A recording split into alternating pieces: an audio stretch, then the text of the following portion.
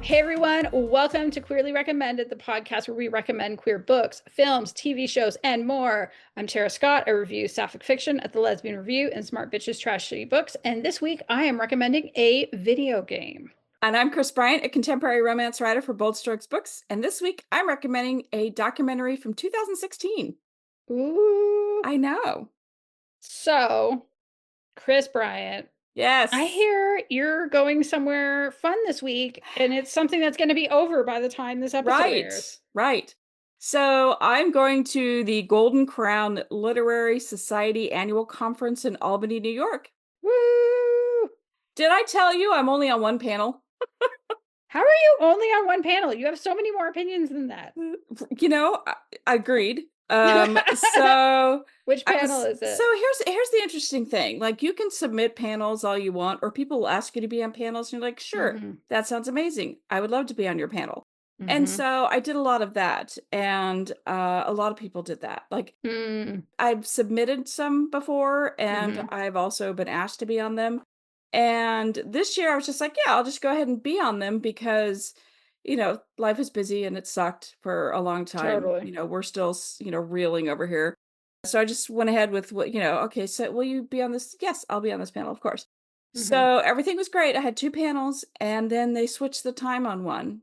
And it went from Thursday to Wednesday, and I wasn't getting in time. And it was a sex one, and it was going to be amazing. It had one of my great friends was moderating, and I was so sad that I couldn't be on it, that I was going to miss it. And so they're like, oh, well, too bad. But then one of my friends said, hey, I'm a moderator for this other panel. Would you like to be on this other panel? And I said, oh, sure. What's it about? And so I forgot what it was. And I've slept since then. And she asked me if I knew the other writers who were going to be on this panel, writers, readers. And I said, no. So it kind of got mixed in translation. So not really translations, but when text messages don't always come across the way you want them to.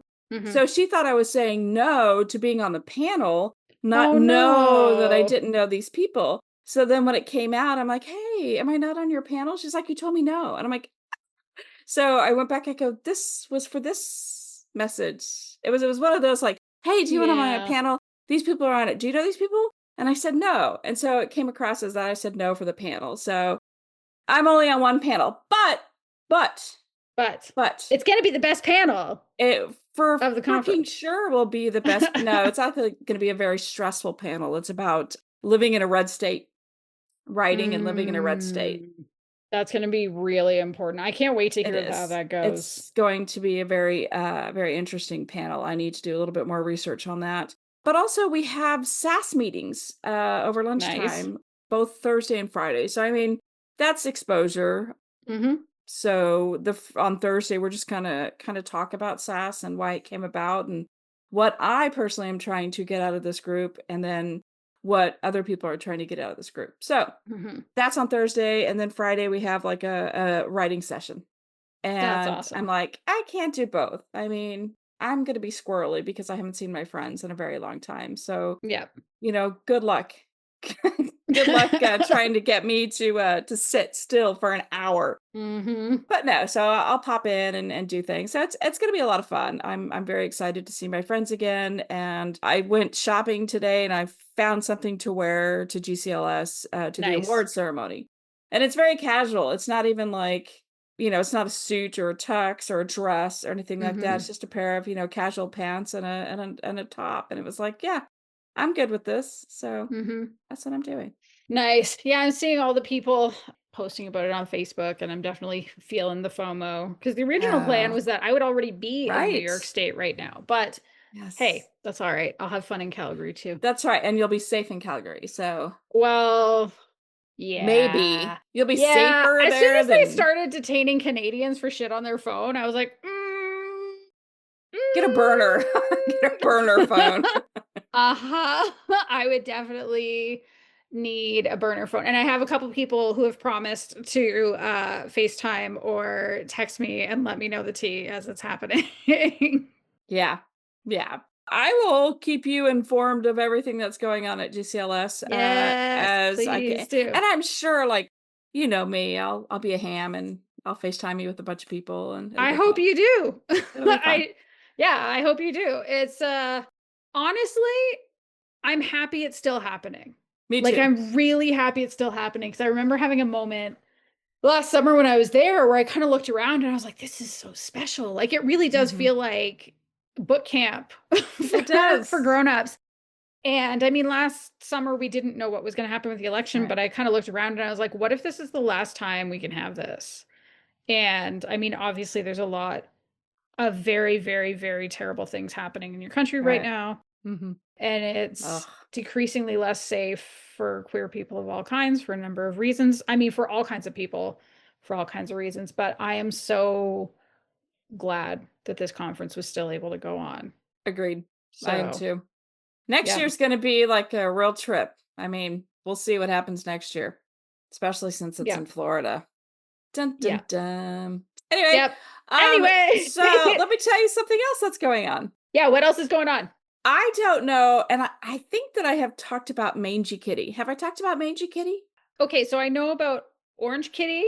Mhm. I know Black Kitty. Mhm. I know there's a tiny kitty at one point, or a smaller kitty. There's not, there was, There was maybe. at one point, and I called that tiny kitty Kiki because I was like, "Kitty, Yes. kitty." I was like, "Kiki," Yes. so I shortened it.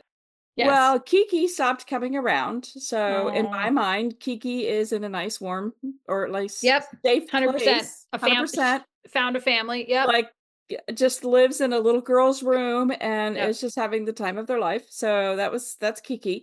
But so there's this, like, beat up tomcat, and Oh.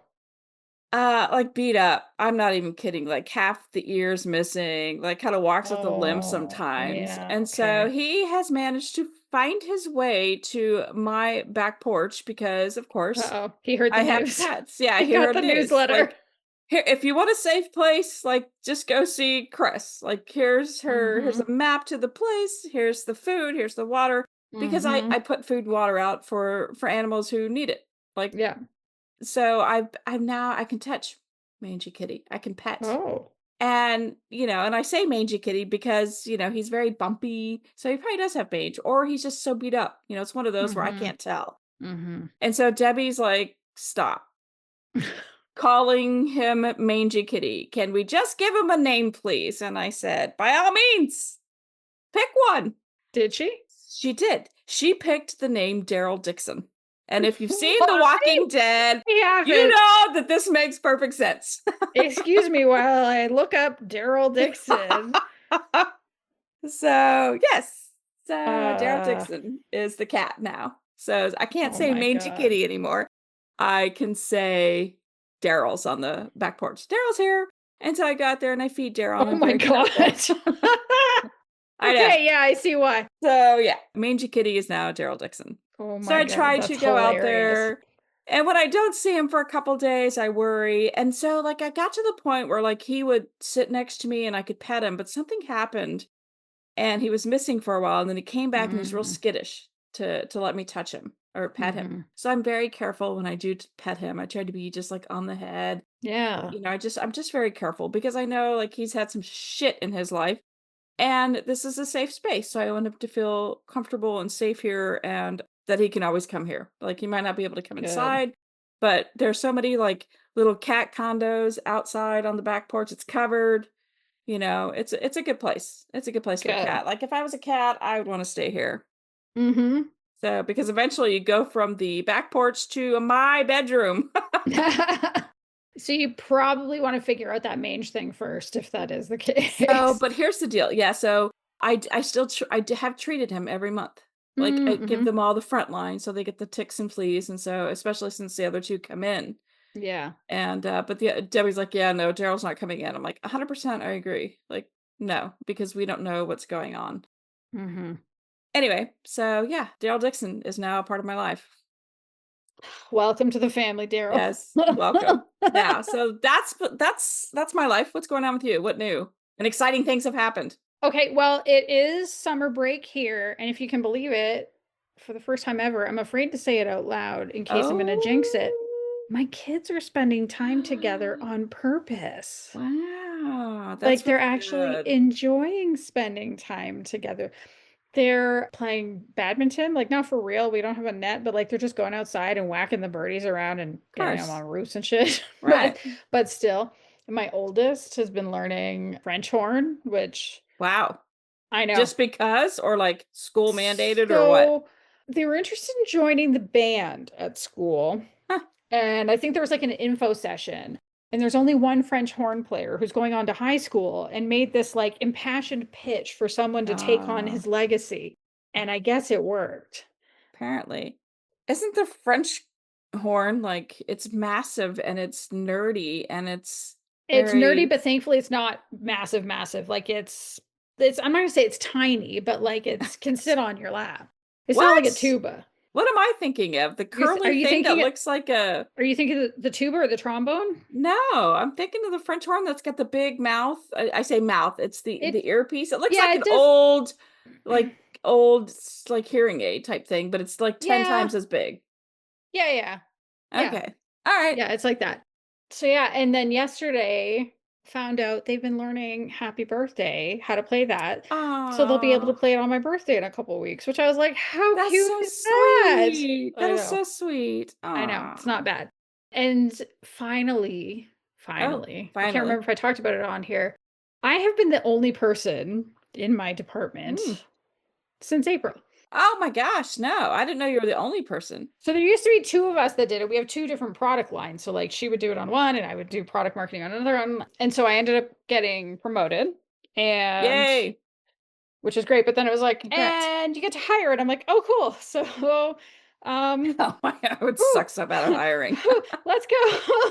So it's been like I feel like I've been running back-to-back marathons for a little while, trying to like do as much of the work and do the hiring. And in good news, the new people are starting. So Yay. I have a fabulous person I've worked with at Yay. another company who started last week, another guy I've never worked with before, but I'm really, really excited to work with him next week. And they honestly, I think they're just going to be so good. And like not being the only person in the whole company who can do this one thing is going to be very good. That is Very a good. weight off of your shoulders, I'm sure. Hmm. Hmm. I mean, I've been happy that I've been able to keep up reading for the podcast. I Mhm. think that's been good. And I've still been doing like a bit of reviewing, but it's been hard to review while doing all of that at work. So yeah, I'm hoping it means that I'll be able to get back to more reviewing than I've been doing so Good. far. Yeah. All right, Kris, what have you been reading or watching? So my engineer at work said, "Hey, you should watch Destination X." And I'm like, So "Why? What is that?" when X is attached to the name of anything, now I'm like, does Elon Musk have anything to do with Oh my this? goodness, no. I don't even think that way. I refuse to let myself think that way. No, it's actually Jeffrey Dean Morgan, I think is his name. He plays Negan on The Walking Dead. Mm-hmm. And he has this show where he takes X amount of people, I think it's 12 people, and puts them on a bus with, blacked out windows and stuff. And so they have to live there 24/7. And then he drives them around Europe and they have to guess from clues where they're at. Oh, so it's a reality show. Yeah, I'm sorry. Yeah, it's a reality show. Okay, I was like, wait, Wait, he what? did what to Yeah, these sorry. people? Yeah, you're not into my head. I'm sorry. I'm That's sorry. okay. I like missed a bunch of it. Is it fun?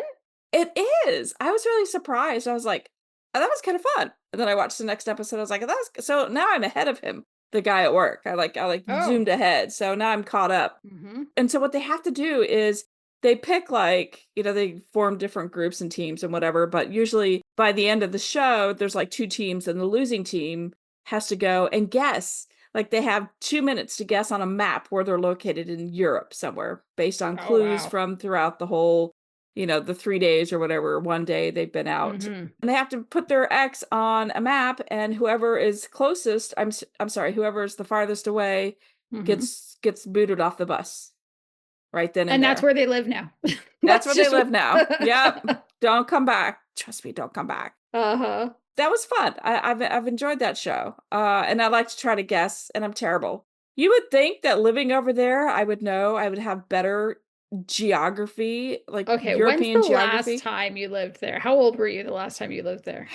12, I think. But I've been over there several times, so it's not Mhm. like I was 12 and then I never went there again. I mean, I'll go there. It's Yeah. not, it's just, and it's small. Europe is small. Like Mhm. Germany is the size of Missouri, FYI. Make that make sense, you know? Mhm. Yeah. Make that make sense. Hmm. Especially in World War II. Make it make sense. Yep. I know. So I have been watching that. I mean, I think we're down to like six contestants now. And two of the contestants hooked up, so that was kind of fun. Oh, that is fun. Yeah. And then I started watching because I don't know why. It was one of those recommended things on Netflix, I think. Mhm. It's called Building the Band. I think I've seen it recommended, but I don't know anything else about it. Yeah, so it's kind of a mixture of The Voice and Love is Blind, but not really dating aspect. So you have 50 singers who are in like a little cube, Mhm. and you can't see anybody, you can't hear anybody. And so what they do is they're called one by one, and then they sing a song, and then people who are in the pods put their headphones on, listen to them sing, and decide if that is somebody they can sing with. So they have to try to make a band. Oh, cool. So it is really cool. And so, a lot of the kids, a lot of the guys are like, oh, I'm going to be in a boy band. Let's form a boy band. And then Mhm. they hear different people and so they have, there's like 50 contestants. There can only be 6 bands. And the bands have to be 3 to 6 contestants, singers. Mhm. That's it. Everybody else is gone. Oh, So, and it's it is like Love is Blind. it kind of is like Love is Blind. And so right now there's 5. I'm caught up and there have been 5 bands. So we're down to the very last band. Like who's gonna pick? And some of these people I'm just like, oh my gosh, we would have so much fun hanging out. And some of these people are like, Mhm. I would kill this bitch. Like 100%. I would like, there's Uh-huh. no way. There's no way. Mhm. So that's I'm having fun with that. And Jeopardy is so fucking queer. Like I love it so much Yay! Who for knew, all eh? like all the people. It's funny because you would think, Jeopardy smart. You would think, oh my gosh, these people, I don't know. I just in my head, like when I was a kid, we had like the young Republican party. We actually had a young Republican party. And it's like, it was all the smart kids were in like that thing. We didn't have like trivia or anything like that. It was weird. It was just a weird thing. So growing up, I always thought for some reason I associated conservative smart. That's bad, That I was know, but propaganda. it was propaganda. Yes, very much so. And so then watching Jeopardy, I'm like, I love my queer contestants. I love them so much. I know, it's funny when you said it's so queer, all I could think was, I wonder what my grandparents would think about that now, because they watched that every night. Then they're watching like really smart queers, and I love it. Not all of them, of course, Mhm. but there are several, and I'm just like, I smile every time I see somebody. I'm like, Yeah. yep, Yeah. yes, oh yes, definitely. So Yeah. it just makes it warms me inside. Love it. And I think you and I need to talk about the reunion show of the Ultimatum Queer Love season 2, Oh my goodness. So the last right? time we talked, the first, was it 7 episodes were out? Right. And I had seen 6 of them. I And hadn't I had seen the seen 5, 7th. right? Yeah. And then since then, the last 3 episodes dropped, the final of which is the reunion. And I have to say, I did not expect to come back here and have such different opinions Right. than I'm I did like, the I first time hate around. everything I said in the Oh last my God. Well, podcast. because the last podcast, I was like, yeah, like I really had hopes for Megan and Haley. Like I thought they were a great couple. Yes, Megan should break up with Dana. Haley, I felt kind of bad for Pilar, but I figured Pilar would be okay. I am shocked. I was so shocked. I was like, I feel like Megan and Dana like just came on the show Hmm. just to be seen. They're some mean bitches. Oh I will man, say and that. It was really fucked terrible. with two, They really, did. really fucked with 2 other people. There's absolutely no way that this was real for them. There's no Well, way. I feel like this was all just an act to be on TV. And that makes me mad. so we've done a lot of talking about it here at home too, Oh, because okay. Neil and I watched it with our friends Amanda and Right. Tanya. even today we watched the Trixie Mattel and Katya, like the drag queens, Oh, Trixie and yeah, yeah, Katya. yeah. They do that Netflix show I like to watch, which is on YouTube. And I don't know if it dropped today, but today was the day that we watched them watching this season of the Ultimatum Oh, Queer Love. So it was actually kind of perfect for getting ready for our conversation now. It was really interesting watching them talking about it and articulating so many of the same things that I had said, which was like, it was wild how upset Dana got that Megan slept with Haley I when know. Dana clearly slept with Mel. I'm sorry, what were those sex noises? What were they doing if Right. they That weren't I having just, sex? And never admitted it, not even in the reunion. She and Mel still maintained that they didn't have sex. And it's like, I know. And then the fuck off whole, with this whole what is depends on your sex? definition. Go to hell. Right. If Right. you have to do that, you know you're in the wrong. Right. Exactly. That's, Exactly. you are a psychopath. And it was also really interesting how it was just the whole Dana getting so upset when she'd done the exact same thing. And I was appalled when Megan said to Haley, if we're going to be friends, you need to Apologize. apologize to I Dana. mean, that's some bullshit. That's when I was That's like, why I'm like, this fuck is full you. of shit. Like I knew Mm-hmm.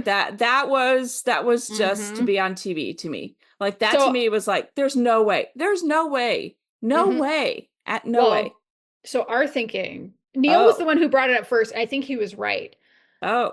Dana was like in it with Mel until she saw her mom and her sister, who basically said, you're a better person with Megan. Don't fuck it up. And then went back and called her. And then, I mean, you might also be right. Like they might just be psychopaths who wanted There's to like psychopaths who want to be on gain TV. followers and Right. all of that. Exactly. Well, And here's something else. mm-hmm. Like I haven't really been paying attention to the socials with it because I mean No. life's hard here in the US. Like I just Yep. don't. But so Bridget, here's what I don't like on social media is when people like lie for Mm.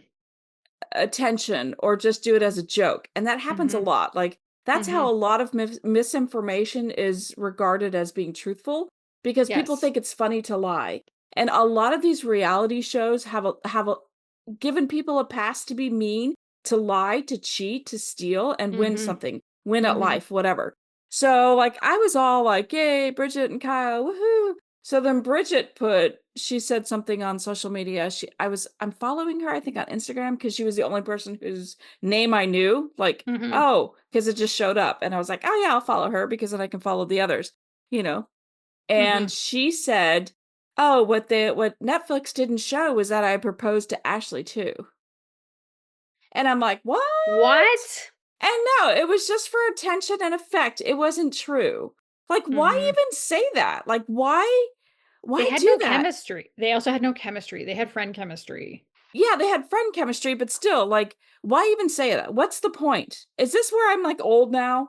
And like this is the humor of youth in the United States? I don't Yeah. know. It I was don't know. terrible. I'm just like, why would you say that? Oh, I was just joking. I thought it was funny. Like, no, you Mm-hmm. didn't. Like it was a trap. Like all of this has been like baiting and I don't like it. I'm old. Get off my lawn. Right? That's where Yeah. I'm at in life. Fuck. I think overall it was a super fun season. I just think there were a couple of instances of times where people said things and all I thought was, but we saw a recording that shows that that isn't true. What kind of Right. consequences are you going to experience later on when this airs? No, because I'm like I'm so disillusioned right now. Oh, I'm I'm thinking even sad. Mel and Marie. Like Marie saying, don't make me look Oh like a yeah. fool. And the way Mel proposed was even cringy, saying, like, I'm in it today. I might not be in it tomorrow, but I'll be in it again the next day. That's And then, just of bullshit. course, Marie shows up ready to burn down the set for the reunion. Yeah, that was I mean, I'm disappointed. Do better, Mm. queers. We get shows, don't fuck it up. Like, do better. Show us real love. Mm. Like everybody ended up with their original partner or like mostly, Yeah. right? And it's like, no. Like Yes. I just mean, Marita and Ashley broke up, oh yeah, which was that's true. correct. That was the one couple, they were one of the couples who they showed up and I was like, why are you together now? I thought like and Marita was just kind of annoying. We talked about that because I was like, Mm-hmm. there's this one person I thought was really annoying, and it was her because Mm-hmm. she was always so happy, and also she didn't want to commit. But 25 years old, do not commit at 25. Well, and had very set ideas around what it means to be loved and talking about how Right. like you can't love me the way I need to be loved. And it's like, well, if you recognize that it's a can't, why are you still with her? Like there are things that I deserve and you're not giving them to me. Right. Go out and find them, girl. If you can And find then, them, go for it. But but like, is it real love or is it Disney princess love? it's Disney Princess love. We all have that. Like we all want that perfect love story. That's why I write. That's why people read. It's everybody wants that perfect happy relationship. Well, and this is where I'm going to say I'm old and like I'm very happily married, but I would rather read about that stuff or watch it in movies, have that kind of unrealistic like, oh, Hmm. all the romantic stuff. Right. When like I've been married for almost 17 years now, and the romance is in knowing that I feel like shit and showing up with a Slurpee for me in the morning. Or Right. like it's in the I don't need the big gestures that she's looking Right. for. I don't Right. need flowers. I love that I have somebody who can look at me and say, "Do you need a hug?" Like Right. that's the stuff. And I don't well, also, of course, major caveat. I don't want it to sound like I think I know these people. I don't know these people. Right. We We're just saw seeing what we a saw. tiny fraction of their time there, Mhm. but like the way she articulated what it is that she wants, that's the stuff that doesn't necessarily last. And especially through like when you're going through the hard shit, come on. Can we talk about who cheated on who and how many times in that particular relationship? Like Yes. What would you Marita came at her with like every claw out, and she's Ooh, like, I fucking hate you. that And was a shock. damn, that was too far. Like, That was a shock. that was too far. Like, Hmm. anybody you love. That's why I don't understand how divorce is so hard. Like, I mean, I get that it's hard, but I have a Mm. hard time like with the hate that people have for somebody they used to love. Unless, I mean, Well, I get it. That's a hard thing to say. Everybody's yelling at me right now, and I'm sorry. I don't mean it like that. I mean it like if well, there's in their case, I yeah, was surprised that she got so impassioned about it right. when she kept saying, I love you, but you can't blah blah blah blah. And I was like, I don't know if you actually like her. No, I don't. Yeah, there's no like. We saw a lot of them telling each other, I love you, but like I didn't see any kind of they weren't really meeting each other in the middle. They weren't really trying to see each other. I wasn't sure they even liked each other. I was like, why the hell did they come on this show? Again, it was one of those like, is one or both of them trying to get famous for something? Right. And Because the chemistry wasn't there. And even the sisters, Ashley's sisters that are like, maybe you can be friends. Like, yeah. what if maybe you're not each other's Yeah. person? If you haven't figured it out by now, I think maybe you're not going to. And maybe if you were apart, like it was wild. It was a lot, and I got sad because I Hmm. thought, "This is fake, like, this is not good." Hmm. And, like, I want something real for us. Yeah. I want a real show for us Yeah. that has a good ending, and it used to be like The Bachelor and The Bachelorette, like, that had happy endings until it didn't, and then, like, Hmm. people who were, like, fan favorites got their own version of Bachelorette. Oh, speaking of which, one of the guys on Destination X is Yeah. an an ex-bachelor who was on both Bachelor and Bachelorette, and obviously he didn't find his love. Hmm. So now he's on this show, and I'm just like, I mean, I'm really trying hard rooting for reality shows and especially when there's love and it's queer, like, Yep. I'm Yep. rooting for us, like, let's do this, let's find love, let's find it was just like, even when they talked together, like, you could tell it Hmm. was either, like, there was no reaction, like, it was like, "You hurt Oh me yeah. with this," and, like, really went down, like, if somebody said that shit to me, I would be crying tears. There would be, like, a lot more conversations. I felt like it was very my like, therapist told me to say this way. I can always tell when people talk, especially when they're talking about something and talking about their feelings, if they've gone to a therapist. Yes. because a lot of it comes out as therapist words. And like this whole thing was all about either like a coach or a therapist, because nobody talks like that. Like, Yeah. especially when you're having the hard conversations, you're not sitting at a table, kind of sort of, holding hands and you're talking it out. Yeah. I don't know I anybody agree who with could do you. that. I mean, I'm not going to scream and throw things, but I'm certainly not going to sit there and like, you hate me because of why? Why are the reasons? Mm-hmm. I'm just not going to sit there and take it, or like, you're going to do this, or I'm going to tell you do this. Like, no, no, you're not. And no, No. this isn't happening. Like, I was Yeah. sad. I was I sad. agree. I will say I was happy that Haley and Pilar were able to work it out, because it seemed like Pilar did. She did the most growing. Yeah, like she was able to grow a lot, especially from talking to Kyle's mom. Like it was almost like she Right. needed to talk to, she can't talk to her mom because unfortunately her mother's a Oh, bigot, gosh. Right. but she was able to talk to a mother figure Right. who was able to say some of the right things. And I thought one of the more touching scenes in the whole season, Mm-hmm. well, definitely when she was talking to her mom, but then also when it was Haley and Pilar and Haley's dad. Dad. Yes. And I thought that was Yes. so beautiful I because it was so know. clear, like, okay, look, no, you don't get to be with the family of your birth, but your father-in-law loves you. Right. Like you do have a That was parental very figure sweet. who loves you. And I thought that was so beautiful. And it made me really happy to see them. So I Right. think they're the couple that I'm probably the happiest for.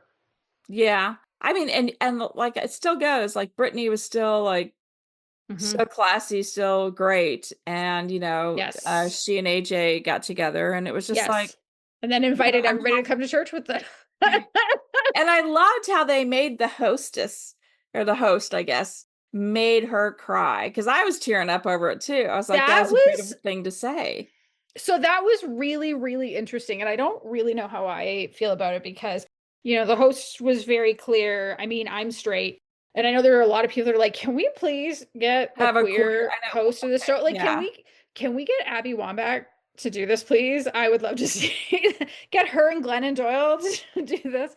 But I thought it was a really interesting point that AJ made about how, in some yes, ways, she might be a person that other straight people could see themselves in, right, and seeing her accept all of these queer yeah, couples exactly. might make it easy for them to see, like, oh, well, if this straight lady is so accepting and saying that like love is beautiful no matter its Mhm, form, mhm. maybe that's something that I need to consider. And I think that's very clever of the show. Mm. If it was 100% queer, like everybody was queer, I don't know Hmm. how many people would watch it.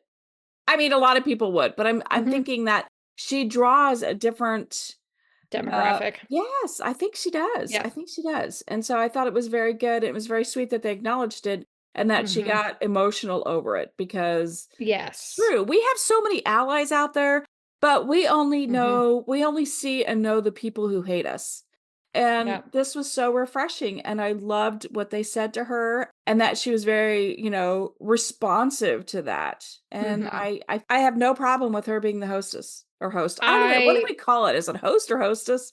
I Who's would saying? probably just say host. Host. Okay, host. I appreciate that in that moment, it really Right. gave her the chance to make it clear that like this isn't just a gig for me. Like, Right. yeah, she's doing it and getting paid to do it, of course, Right.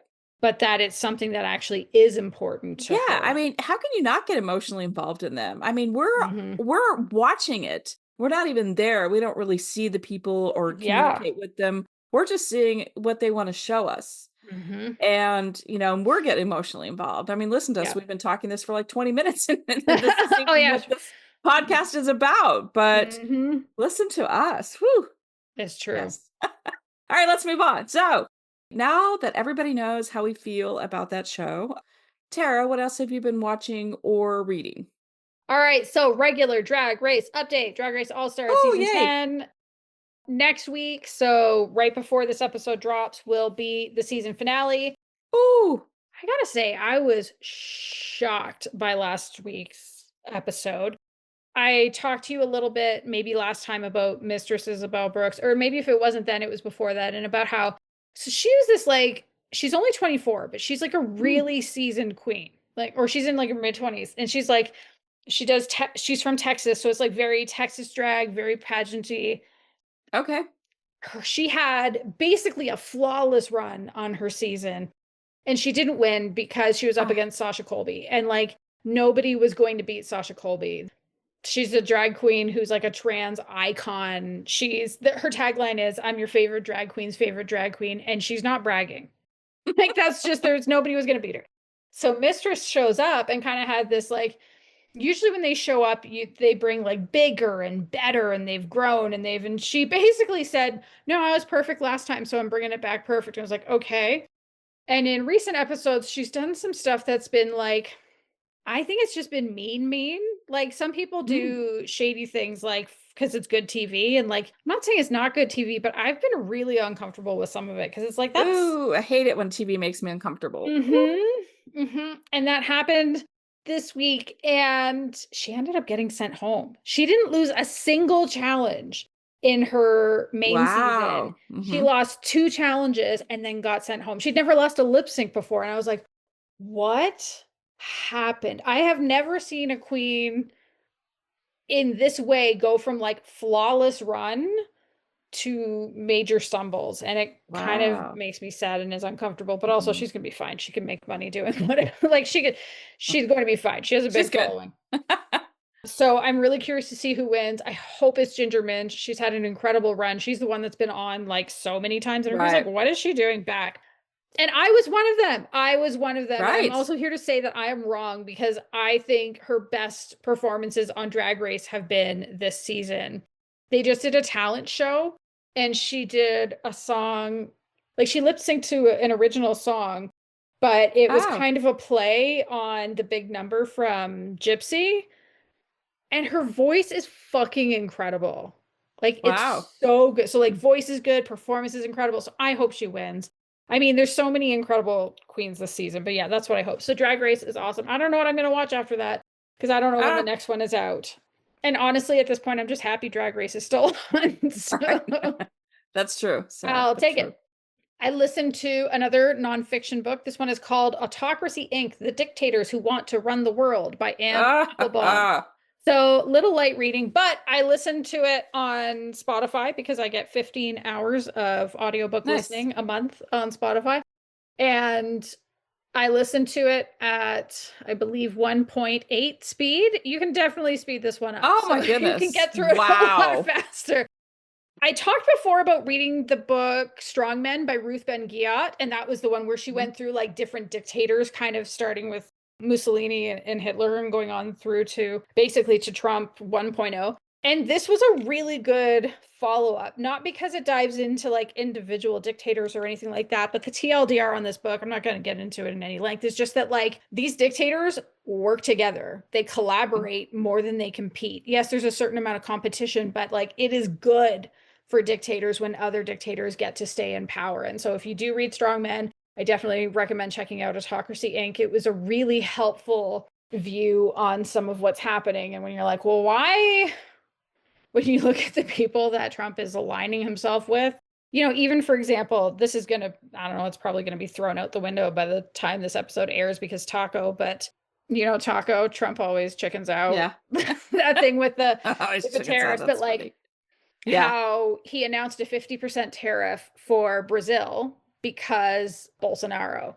That has nothing to like, it makes no sense from an economic standpoint. But if you look at it from the perspective that dictators help each other, it makes a lot of sense. So it's a helpful book for understanding what's going on right now. Oh, And then I read a novella that was super, super fun. Lee Winter has a new novella out. Everybody should know by now. I love Lee Winter's books so much. This one is called When DC Met Iowa. It's an expansion of a short story, which I thought was super fun. I'd read oh the yeah. short story before, but this is much longer, much more fulsome. I paid for this one with my own dollars. Like I Look think at I've that. talked on here before about how I Right. can get advanced review copies for pretty much anything I want. And I was like, oh, I'm just gonna pay for this one. Doesn't matter. And then I just like gobbled it up like it was so Yummy. it was lovely. So it has side characters from her On the Record series. That's the series that has The Red Files and Under Your Skin. And I love The Red Files. It's one of my favorite romances, Mhm. one of my favorite characters. And so the couple from that, it's their two best friends getting together. So Cynthia Oh. Redwell is this like really bitchy journalist from DC. She's best friends with Catherine Ayers. Suzette Berenger is an aircraft mechanic and former softballer who's in Iowa. She's best friends with Lauren King. The day after Lauren and Catherine's wedding in Lauren's hometown, Suze wakes up and Cynthia's in her bed because they had a great night together. They Apparently. right? So, oh yeah, no. And they had a great time together that morning as well before Cynthia had to go home. They're kind of one of those couples that like on paper they don't make sense and even to themselves like it's kind of this like, huh, who would have guessed? But Cynthia keeps showing up and is like, "Hey, I was sent here for work. Want to fuck?" Sure. Come And on the in. answer is yes. And so Always like yes. they live really far apart. Cynthia hates Iowa. It turns out that's where she was kind of born and raised and got the hell out of as soon as she could. Can a relationship work for them? I really enjoyed this one so much. I think if you haven't read the books, you probably could read this one. If you have read the books, it feels like a love letter for you. Like it's just one of those so lovely to go back and be in that world. It's really like it made me laugh sometimes. There's not like a lot of on the page sex, but like that chemistry, like Mhm. it's sexy, but it also addresses some really serious real world issues. And it feels like a book of now. You know, one of them deals with trauma. They both talk about, or we even see in one case on the page, homophobia in the workplace, which thankfully gets shut down pretty quickly. But like, let's be honest, bigots are feeling kind of emboldened right now. Right. Boo. As much as I enjoyed not reading any of that stuff over the last, I don't know, decade, I think it hit a good balance of it's there, but there's consequences for the person who does it. And so it wasn't like super painful to read. Overall, this was just, it was a fabulous one for me. And it also has a cameo with, there's a scene with Monique Carson, who's one of the leads from Number Six. So if you love Lee Winter's books as much as I do, you're going to love this one. Yay. Yay. And finally, I read a book. I read a different Ah, book. It's good for called you. Tony and Addie Go Viral by Melissa Marr. Oh. And so there's a history of a professor of Victorian history, words in the correct order, help a lot, named Tony. She just bought a house. She's pretty excited about it. Except it turns out, you know, her dad died and left a fuck ton of debt. And Oh, no. she can't just sell her parents' house until she can find a way to pay that off. And so she's like panicking. She's like, what the fuck do I do? Like, it's not like professors get paid a crazy amount of money. How's she going to pay for this house? And her best friend is a book agent. She's like, hey, you should write a book. And she's like, I actually did write a book. Oh. And her Oh. friend says, send it to me. And she's like, I don't know if it's any good. And her friend's like, send it to me. So she sends it to her. And it's this like Victorian lesbian detective novel that she wrote in her downtime. And so she's like, and hits the button and sends it and is like, fuck it. She's in Edinburgh at a conference and she goes to this lesbian bar to just pick someone up for the night. In Edinburgh is another American named Adelaine Stewart. She is an aspiring actress. She's getting ready for an audition for Dracula. She wants, I forget what character she wants to play. Doesn't matter. And she went to Tony's talk because she'd been watching videos and she's like, maybe I'll ask her some questions and it'll help me like learn stuff and then I can get the part. And then she chickens out. But she goes to that same bar in like Victorian nightwear. So Tony's like, Why? oh my Why? God, is this gorgeous woman lifted from my dreams? So they bang in the garden nearby, as you do. Of course. And then Addie runs away. Like she kind of freaks out and leaves. But they stay in touch by email. It's kind of like they talk Oh. about everything except the fact that They Tony banged. wrote a book and that the Oh. book got picked up and it sold for an insane amount of money. And Addie doesn't talk about moving back to the US. And so it's a big surprise for Tony when Addie is cast as the lead Oh. in the TV adaptation of her book. I love that. I was not ready for that. It's I super love fun. it. For reasons that are not worth explaining right now, read the book. They have this like, it's totally fake, but they have this like totally fake Victorian wedding. And photos get out and it goes viral. So then the question is, well, can they have a real relationship? Mm. I had a good time with this one. I almost recommended it. And the reason that I'm not doing that is because it's really going to come down to, can readers deal with the way that Tony behaves? Because Tony is kind of an asshole to Addie sometimes Ah. for very good reasons. Oh. So basically, like, her baggage is such that she doesn't think it's a good idea for her to be in a relationship with anybody. So Tony's been known to be a player. She's okay with like one night or like a weekend or something like that, but she just doesn't do relationships because she's afraid she's going to be too much like one parent or the other. Mm. And Mm. there are very good reasons on both sides of those. So, you know, casual sex is kind of all that's it for her. Addie is also really interesting because she thought she was asexual for a long time. Mm. And then she learned that, well, she's a lesbian, but she's demisexual, which is on the ace spectrum. But that's kind of the idea that like she can't sleep with somebody unless she knows them or cares about them. Right. Like it's not, she can't do casual sex. And so they have these like very different approaches. And for Tony, it's this like, what do you mean you can't do casual sex? That's like all that I can do. And Addie has this huge crush on Tony, but Tony Ah. she runs very, very hot and cold with Addie to the point of sometimes being kind of mean. And I was afraid because Addie was crushing so hard, and this is the first person she's been with. I was like, oh God, she's just going to take this, isn't she? Like, is she going to degrade herself? Is she going to get taken advantage of? But no, she's not. And actually, I think this is what makes the book interesting and kind of special because she stands up for herself and she does it repeatedly. She knows how she does and does not deserve to be treated. And I think that actually makes this book special because I don't think we get enough concrete examples Mm. of that, especially in romance sometimes. Right. Like of having somebody stand up and say, I don't deserve that. I'm better than that. You don't get to talk to me that way. Mm. I thought that was really wonderful. So I enjoyed this book very much. And I saw on the author's website today that there's a book with, I think, if I'm guessing, like from the title, I think it's Tony's book editor Oh. who is referenced, but we don't really get to see as a character in this book, Mhm. coming out next year. And I absolutely want to read it. Like, I enjoyed this so much. I want to read that follow up. But I also went to Goodreads and I saw that the reviews are mixed. And it really came down to like, are you okay with this or are you not okay with Mm. this kind of a setup? Right. I think it's worth it though, because Tony goes through an incredible arc, and Mm. who she is at the end, I will absolutely say, at the risk of being a tiny spoiler, would never treat Addie the way she treats her Okay. earlier in the book. I appreciated that growth. I think that was important to see. So overall, I enjoyed it. Mm. I had a good time with Yeah, this it one. made me laugh. Yeah, just listening to the description. Right? Clever. I love Mhm. that. Yes. Just that idea of like, oh, it's you. Oh, I do know the person who's going to be the oh, I've Yeah, that's imagined this cool. I character and I like that know this is good. idea. Yeah, very fun. So yeah, that one is called Tony and Addie Go Viral by Melissa Marr. Nice.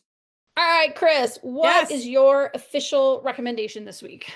Okay, so my official recommendation is called Women on Fire. Woman on Fire. Mhm, There we go. mhm, It's a documentary from 2016 and it's available on Peacock and Amazon Prime and some other places too. mhm, It is about Brooke Guinan, New York City's first openly transgender firefighter, challenges perceptions of what it means to be trans in America. hmm. Tell me Yes. more. Okay.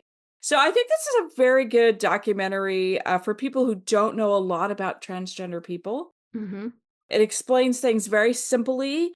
And if somebody like Brooke's mom can understand, and once you see the documentary, you'll understand what I mean by that, then mhm. anyone can understand.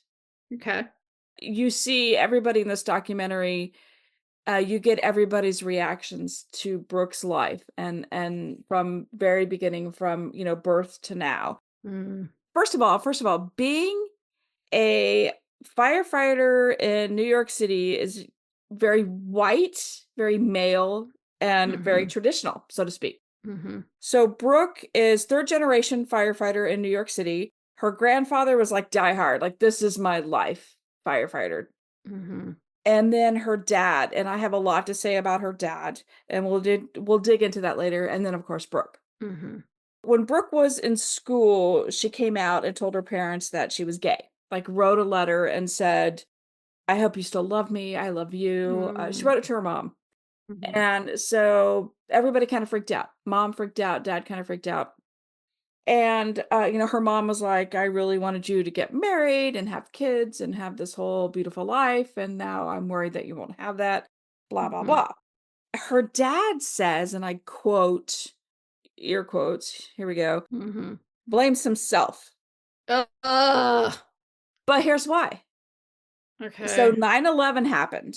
And when Brooke was like 14, Mhm. and Brooke kept saying, "Is dad coming home? Is dad okay?" And that really messed him up. Not I'm sorry, the dad, it really messed the dad up. So he came home one day and he's like, "I'm out. I'm not happy. I can't do this anymore. Like, you all are collateral damage and I'm out." Like, he used the words collateral Whoa. damage. Yeah. And yeah, so he backed up and left. And while that's bad, he also, when Brooke came out and said she wanted to transition, the dad said, "Well, I can't blame you for wanting to be happy. Like, I cannot take that away from you because I had to do what I had to do to be happy." Oh. So, Okay. and he's like this macho, you hear and in the movies, the macho New York type guys, and Mhm. being a firefighter, you just hear his voice and he's cusses and he's like smokes and you just have this picture of him. Mhm. And then he's like, "You know what? Like, I cannot deny you happiness. Yeah. So I'm supporting you." And he did. He went through like Mhm. everything, did everything to support Brooke, but maybe didn't do a really good job of supporting her partner.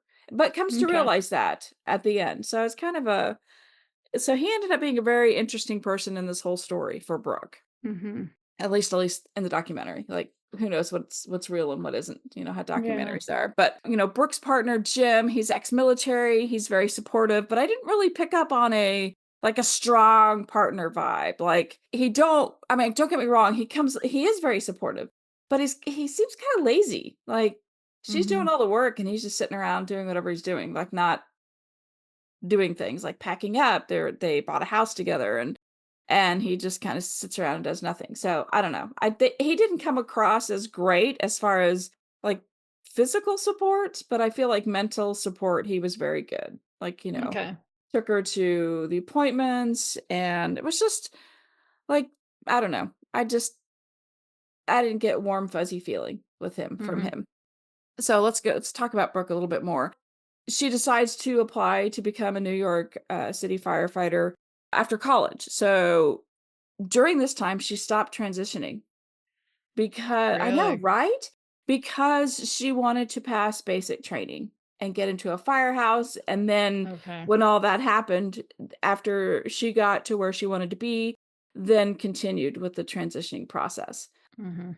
And I thought that was interesting, but it makes sense in the situation that she was in because again, like very male, you know, women I think Mhm. are like it's like 0.4% of all firefighters in New York City are women. So it's like out of Whoa. 10,000 firefighters, 0.4% are women. Mhm. And then and Brooke being the first trans woman, like yeah. Yeah. Oh, another thing I wanted to talk about was that there's a high suicide rate. And we all know that kind of sort of, you For hear about for firefighters. firefighters, for Yeah. police even, and it's even worse if you're gay, queer. And Mhm. so like Brooke went through some just kind of like depression, totally understandable, but actually came through it and is a spokesperson and just really challenges women to get out there and become firefighters. And it doesn't matter your sexuality, it doesn't matter anything, just if you want to do the job, do the job. It's a Mhm. job, it's not based on your sex. You know, I watched this documentary twice because we had talked about it before, off to the side, you and I did. And Mhm. watching it the second time, I picked up on a lot that I didn't the first time. I learned a lot more. Mhm.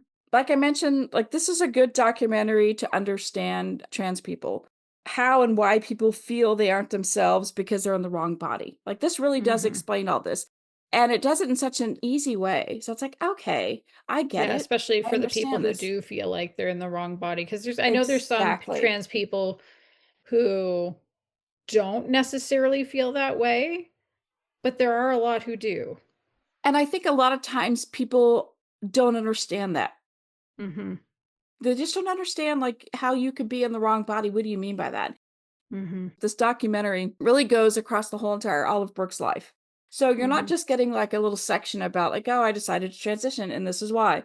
It really goes back and you understand it. You see, like, okay, well, when they were a child, this was feeling this way and this was this way. And because there's videos of when she was a kid and videos Mm-hmm. of high school. And it shows so much and just gives you a better understanding of things. And I feel Mm-hmm. like a lot of people in our society, they don't want to talk about it or they're scared because they don't understand it or they're afraid they're going to say the wrong thing or, just address things wrong. And that's a true, like I went through Mm-hmm. it too. I didn't know am I allowed to say this? Am I not allowed to say this? And you learn so much from this documentary. So I feel like it's a good starting point to educate yourself a little bit more if you don't have the background. Yeah, that's really good. And I think it's especially important right now because Yes. trans people, unfortunately, have been chosen as, they lost the war on marriage Right. equality. Right. Then it was like, okay, well, how about trans people? And it's gotten to where, like, even on, they're even like in the kind of more moderate or Democrats, a lot of whom are very moderate, Hmm. are saying, well, maybe they have a point about trans people. Maybe we've gone too far and we don't have to tell people they have to accept trans people. And it's like, fuck you. What if everybody all gets the Hmm. same rights to Yeah. self-determination? What if everybody has the same right to have certain conversations with their doctors about their care and all All of right. that? And you see, like, the New York Times has done some horrific anti-trans reporting, normalizing it. So it's showing up in the Supreme Court. So I'm really glad that you chose Yeah. something where a trans person is actually speaking for themselves Right. and for their experience, because I think right now, rather than reading, hateful pieces in the New York Times, we should be listening to trans people. Right. And it even goes so far as I mentioned earlier about how Jim took her to appointments, and she actually is going through the surgeries. At the very end of the documentary, she's going through the surgeries, and it's going to be, obviously more than one, which I found fascinating because, like I said, there are certain things that we don't want to ask. We don't, we're curious about, and we don't know what's appropriate, how to find out Mm-hmm. certain things. Mm-hmm. And just because 'cause we're curious and we wanna understand things and it explains it, boom, you're like, "Oh, that makes sense." And I feel like a lot of people really should watch this for that reason, just to get, like, the basics. This is what happens, this is what you say, this is what you don't say, this is how people feel. These are just Mm-hmm. some different it was just it was a very good documentary. I'm glad I watched it, watched it twice. Nice. Yeah. Yeah, I'm So, gonna have to look for that one. I'm not sure what streaming platform it's available on in Canada, but I'm gonna look um for it. It sounds really good. yeah, it was, I liked it. So, that's my recommendation. What is your official recommendation this week? Nice. Okay, so for this, I think what I'm going to do is stop sharing. I don't think I Okay. want you to see my outline for this one Oh! because I think it's going to be a better experience Oh, oh, okay. if you Alright. don't see the outline. Oh, I'm so excited. Okay. I think that I've never done this before. I think I this is going to be I fun. oh my goodness. Okay, I'm ready. In case Neil decides to leave that part in, which is fine. We always have an outline up that we review. And so we're going to do something different because, I'm like going I in said, blind. this time Oh! I'm recommending a video game. It's called Date Okay. Everything. It's Oh! it's a dating sim. And I'm going to preface this by saying that, at least to start, maybe towards the end, but it's going to sound so stupid. It's going to sound Okay. so stupid. But you go into the character setup, you decide your Okay. name, you decide Mhm. your pronouns, and I believe your city name. And then you go in, you start, you like wake up, you're in a house, you go down to your office, you start your new job as a customer service rep, you work remotely from your own home. Mm. The next Sounds day, familiar. right? Doesn't it? Didn't we all do that for years? I'm still doing Right. that. Yeah, I was gonna say. And like it's kind of cute. It's kind of funny. Like your character, like you're stoked to do this because you have a degree in customer service, which is not a It's not degree a type, thing, but but still, like like it's cute. It's just like alright. you've been working towards this. You're ready to go. You do like a few customer service tickets, and I'm like laughing at some of the interactions with them. And then the next day you're put on leave because your job is being taken over by AI. And then you get a, I forget what they call, there's a different name for Discord. I think they call it Discord. Like it's very like there's like Very puns for similar, everything. right? Yeah. Yeah, so you get a message on there from a stranger. You have no idea who it Ooh. is, and they say, "I'm having something delivered to your house." I'm like, "What?" And then it's true. Something does get delivered to your house. It's a pair of glasses. And when you put them on, there are 100 objects in your house that when you click a button will turn into people that you can date. And depending on the choices you make, you can end up in a love, a friendship, or a hate relationship. And you're trying to build up points in like 5 different areas. There's like empathy, poise, smarts, sass, and charm. And getting those points will impact some of your dialogue options in other places. But yeah, it's a dating sim where you date 100 characters. So like give me an example. Like I would love to. I'm glad you asked. So the names are usually puns. So the okay. bed's name is Betty, which I was like, fuck you. When I saw that, I was so mad. There's a chair. Her name is Jeremy, which is so bad. But then get this, the voice actor is somebody whose first name is Jeremy. I was like, you're kidding. Wow. The cabinet is an Italian guy named Cabrizio, which I'm pretty sure is the Probably Italian word for cabinet. So I'm going through and I was like, what? Are you kidding? Like I started playing it because my oldest kid had been playing it. Keep in mind, like they're almost 14, right? But I really got pulled in and it ended up like really kind of charming me. And I really, so there's some characters I hate. I hated the toilet. The toilet is this like rapping jackass named Jean-Luc Pissarro. And I'm like, fuck you, dude. Like I went into a hate relationship with him as soon as Well, I yeah, could, just so I toilet. never had I to talk mean, to him again.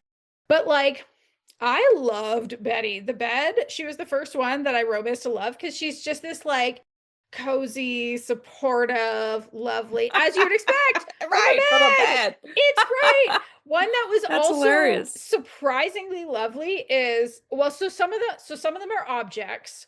Some of them are Most of them are objects. Some of them are apps on your phone. So you can actually date the sunglasses itself, which you access via an app on your phone. There's actually your phone, which is called Phoenicia. There's you can Wow. the credits, which is actually like some of the people who developed the game. Like it's kind of wild. But then there's also like less tangible, like you can date water, you can date the air, you can date your nightmares. And the Oh, nightmare ended up being one of my favorites. She gets kind of flustered when she realizes she's not able to scare you as much. And then it's this, oh no, it's because you got to know me. Like it was really kind of, there was something really cute there. And then my other favorite, there is a potential sapphic love oh, story in there because you ah, can get 2 characters together. There's Celia, who's the ceiling, and Florence, who's the the floor. floor. Celia is the mayor and Florence is her EA, and they have big crushes on each other and neither of them knows it. So you can help them get together. Oh, And I did. And then it lets you ask to be part of a throuple. And I was like, well, what happens if I do this? Well, then you get a love ending and you're in a throuple with them. You can be in relationships with literally everybody in this game. Nobody cares. Nobody gets jealous. oh, wow. Okay. So this is a dating sim. It's very silly. Everything I've just said was very silly, but it also covers some serious issues, sometimes in like kind of like a funny or satire sort of way. But the whole reason you get the glasses is they're sent to you by the person who made them. They're a prototype for something that was supposed to be Oh, sold to the US Department of Overseas Violence, which is like a silly name for a department, but it it is kind is. of getting at that idea of industry being in bed with governments Oh. for war purposes, for making money from war. And they technically belong to the CEO of the company that you've been fired from. His name is Oh, David Most. And that company is referenced in a bunch of other places. Like when you're talking to Telly, who is the TV, nobody wants to watch TV anymore because of the company's streaming service. And so it's that idea of like this one guy oh. who owns all these companies Gee, who's that like? I know. I was like, hmm. Who could that be? And it's also like, it's clear from kind of a number of ways, and especially the way that you kind of like lose your job to AI, that it is very pro art, anti AI. So like it's a game that Good. is taking stances and has a conscience. Your makeup is named Barry Styles, which I thought was cute because Harry Styles wears That's makeup. cute. But his story is coming to understand that and accept that he has ADHD. Like it's actually really lovely, and it even Mm. walks through ideas like if something is really important to you, make sure you write it down. And then he gets a little upset later because there are certain things he forgets to write down, and so you can if you want to encourage him, like, hey buddy, but you wrote some things down and that's still progress and that's still a good thing. And I was like, that's good. Like, as a person with ADHD, like, I really appreciated how that was handled. It was really lovely. Oh, The nice. shelves are named Shelly, and Shelly, Okay. um, her storyline is about coming to understand that, like, yeah, she's like, "Yeah, let's go, everybody." Like, she's super positive, but it's actually toxic positivity, because she's Oh. afraid of letting anybody down. Like, she's so used to Mm. holding things up, and, like, what if she can't Look always at do that? that. But some of them are just, like, silly and fun. So Sophia the Safe is a dominatrix, which I thought was hilarious. So Jeremy, who I mentioned earlier, she likes to put on shows. And there was this one called Pleathers the Musical, which of course is about Heathers, and she asks you to be in the musical with her. You get to decide if you want to sing or not, and then she asks you to do the mean girl part. And I ended up doing that particular thing twice, by accident, but I'm glad I did because the second time I made a different choice, and it led to a series of choices that had me laughing so hard I was weeping. I don't think I've ever done that over a video game before. I've done that with books, but I've Yeah. never had a game like, I was laughing so Neil turned to me, he's like, "Are you okay?" And I'm like, "Give me a minute. I'll tell you in a minute." Oh my god. And also, there are voice actors for all of these characters. And the VO staff, like, it is stacked. Like, if you're familiar with voiceover actors, Ashley Birch is in it, Troy Baker. They've both done a lot of voice work. Felicia Day, who all the nerds love. There's also a bunch of familiar faces from Dropout shows. So, like, Erica Ishii is in it. Emily Axford is in it. Also, Brennan Lee Mulligan, who I love. So he plays Parker Bradley, the box of board games, because Mm. he's like known for a lot of gaming stuff, especially tabletop. And then there's a D20 dice, like a 20 Oh, sided don't you? die, and it's voiced by Matt Mercer, who's the host of Critical Role, which is a Dungeons and Dragons playthrough show. So just and there's more. Like That's there's so many clever. more. Yeah. I'm not actually done this game yet, but the reason I made an exception, usually I only recommend things when I'm done, is because I have been playing this game like it's my fucking job for the last 3 days. And at first, because Neil said, do you think you're gonna recommend it?" I was like, "No, this is so dumb." And then I realized that's just kind of my bias going into it, because as more and more unfolds, it's really clever, and there are a lot It of sounds clever. really Yeah. smart messages in there. And I mean, there's more even that I've forgotten, but I really enjoy it. I hope it sticks the landing. That's the only thing. I absolutely recommend this. I cannot guarantee that it sticks the landing. I have no Yeah. idea. Come find me later and I'll let you all know. But yeah, my recommendation this week is for a game called Date Everything. Everything? Anything. I keep getting it wrong. No, it's Date Everything. I did everything. Nice. I am playing it on my Nintendo. It might be available on other places.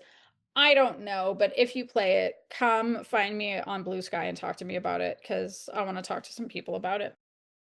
That's all for the show. Thank you so much for listening. If you enjoyed it and you think somebody that you know would be interested in anything that we talked about today, please send them the link. If you haven't subscribed yet, please subscribe. Then it will end up in your feed whenever we release an episode. And if you want to support us, we do have a link in our show notes to our coffee. Yes. Or if you want to connect with us on your favorite social media sites, what is that anymore? Oh my God, I know, Right. I right? know. Huh. Just look for the link in the show notes, or you can just email us at podcast@queerlyrecommended.com. Goodbye, everyone. Bye.